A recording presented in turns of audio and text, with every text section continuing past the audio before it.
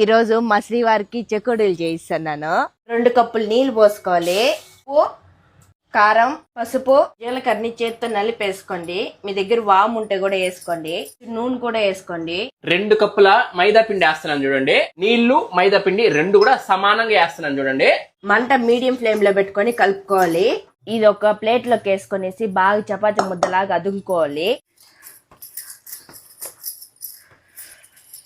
నాకు చేయి మంట వేస్తాను చూడండి.